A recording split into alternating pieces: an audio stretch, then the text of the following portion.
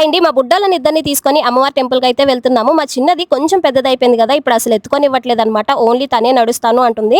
పోనీ నడిచేదైతే అసలు ఆగట్లేదు అనమాట, ఏకంగా పరిగెత్తేస్తా అంటుంది. ఇంకా వీళ్ళిద్దరికి పట్టుకెళ్ళానంటే నాకు కావాల్సింది ఏది అవ్వదు, ఓన్లీ వీళ్ళిద్దరికి కావాల్సినవి మాత్రమే అవుతాయి అనమాట. సంవత్సరానికి ఒకసారి వస్తాయి ఈ మేళాలు. మేళా అంటే ఏంటో అనుకునేరు. మేళా అంటే మన దగ్గర ఎగ్జిబిషన్ లా పెడతారు కదా, ఇక్కడ అమ్మవారి పూజలకి ఇలా మేళాలా అయితే పెడతారు. ఈ అమ్మవారికి ఒక ప్రత్యేకత అయితే ఉంది. దాదాపు 112 సంవత్సరాల నుంచి ఈ అమ్మవారి ఇక్కడ పూజలు అయితే అందుకుంటున్నారు. ఒక అతను కటక్లో ఈ అమ్మవారిని పూజించే వాళ్ళంట. అక్కడి నుంచి ట్రాన్స్ఫర్ అయ్యి ఈ కరక్పూర్కి వచ్చినప్పుడు కలలో కనిపించి నువ్వు వెళ్ళిపోతున్నావు, మరి నన్ను తీసుకెళ్లవా అనేసి అమ్మవారు అయితే అతన్ని అడిగిందంట. 1911 నుంచి ఆయన అమ్మవారిని వేప చెట్టు కింద పూజ చేసేవాళ్ళంట. 1914 నుంచి ఇలా గ్రాండ్ గా సెలబ్రేట్ చేయడం స్టార్ట్ చేశారు.